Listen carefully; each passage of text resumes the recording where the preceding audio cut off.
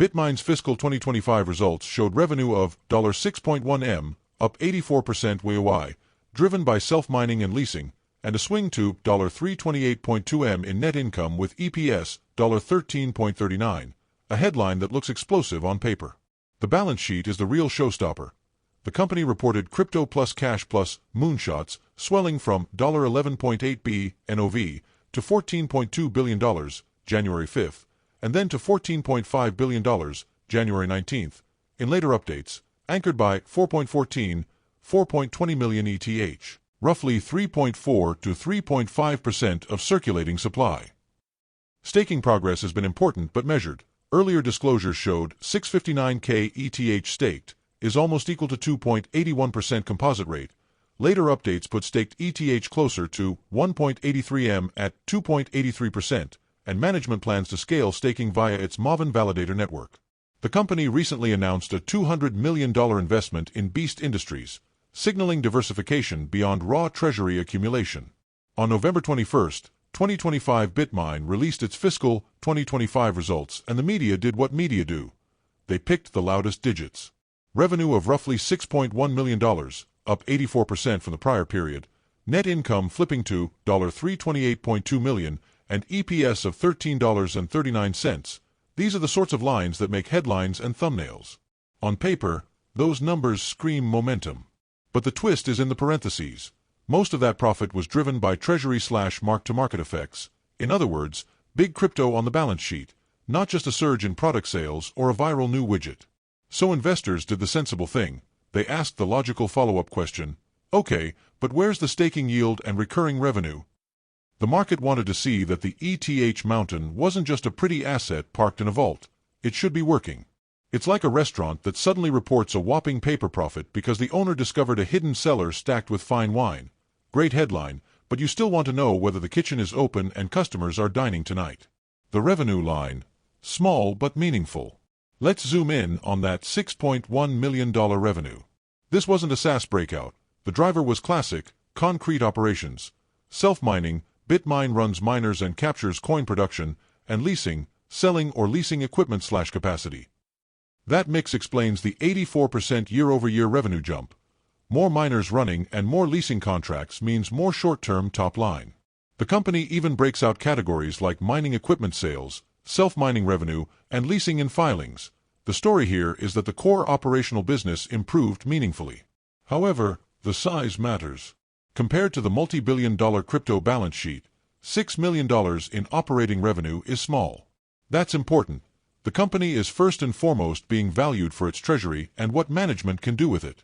The operations keep the lights on and give Bitmine optionality, but the headline valuation comes from the crypto holdings. Short, party-friendly line.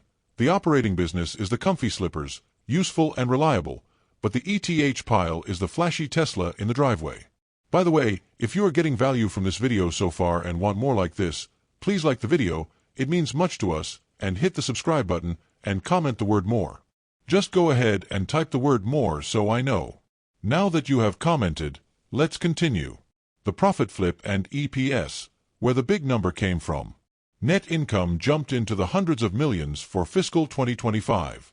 That math wasn't magic. It was the combination of realized and unrealized gains tied to crypto assets and treasury revaluation. When you hold millions of ETH and the token's price moves materially in your favor, your balance sheet sings. That's what happened here, and it shows up as GAAP net income and EPS in the accounts. Important nuance. Investors who focus on recurring operating cash flow rather than mark-to-market swings were cautious. Why? Because one day ETH is up and your NAV looks enormous. Another day ETH could be lower and your NAV compresses. That volatility is part of the package for a public company that acts like a crypto treasury. Think of it as a blockbuster film's box office, huge weekend, then what? Repeats are the revenue you want to see. The balance sheet, where the real fireworks live. If you want to know why Bmnr matters, look at the balance sheet. In late November, the company's crypto and cash position already looked outsized. The user-provided $11.8 billion number is consistent with the company's trajectory at that time. Then, in early January, Bitmine reported $14.2 billion in crypto plus cash plus moonshots as of January 4/January 5. including 4.143 M ETH, 192 BTC, $915 million cash, and a $25 million stake, 8co/ORBS, representing about 3.43% of the circulating ETH supply. That PR was posted to keep markets updated on the Treasury's size. A later update, January 19th, increased that figure to $14.5 billion and 4.203 M ETH, alongside 193 BTC and $979 M cash, and put the ETH share at 3.48% of the token supply. Those are the kind of numbers that make analysts perk up. A single public company holding several percent of the whole ETH supply is not a footnote, it's a market signal. Picture a public company that effectively owns a small island of ETH, not just a few yachts, but a little archipelago. When they buy or lock up tokens, the island grows. When they stake, more of that island is fenced off and less available to rent. That affects the market's sense of supply. Staking, the slow-burn strategic pivot. For a company sitting on millions of ETH, staking is the obvious lever. Stake tokens, earn protocol rewards, and create a recurring income stream instead of only relying on price appreciation. Yet for Bitmine, the market's complaint was that staking progress felt measured rather than breakneck. Early January disclosures showed 659K ETH already staked at 2.81% composite rate. That's the initial move. Later updates reported Bitmine had staked 1.83 M ETH at 2.83% composite rate as they scaled Maven plans and engaged third-party validators. The direction is upward, but investors wanted faster conversion of idle tokens into yield. Why measured? Security and operations. Staking at scale requires validator infrastructure, custody decisions, slashing risk management, insurance, and, for an institutional customer base, compliance. Bitmine is building Maven, Made in America Validator Network, to host stake operations domestically, which is attractive for institutions but takes time to operationalize. So instead of a reckless stake everything headline, Bitmine opted for a phased approach. Buy, stake carefully, build Maven, then scale. That's sensible on the path to possible $5,000, but the market often translates sensible into slow. You can either throw all your cash into a self-driving taxi fleet tonight, fast, exciting, or you can build a safe garage, hire vetted drivers, and roll taxis out with insurance. Slower, but less chance of burnt rubber. Note this as well. Note this as well. Daniel 7 verses 25 to 27 tells us, "And he shall speak great words against the Most High, and shall wear out the saints of the Most High, and think to change times and laws. And they shall be given into his hand until a time and times and the dividing of time. But the judgment shall sit, and they shall take away his dominion, to consume and to destroy it unto the end.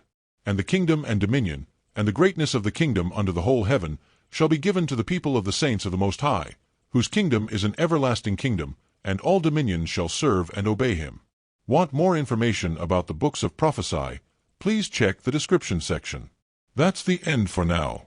If you have watched until the end, drop a comment like this: "I stayed until the end." Just comment that I stayed until the end. When I see this comment, I will give you a heart. 3 more favors I request from you. First, like this video, subscribe, and then turn on the notifications bell. If you do this, you greatly encourage us to continue bringing to you more insightful videos. Do not miss out on our future videos. All I am asking is your subscription. Thank you for joining me today. Your support means so much to us. Do not hesitate to share this video to help someone who may benefit. I recommend that you watch the next video, subscribe to the channel, and share your thoughts about today's video. Wish you God's love.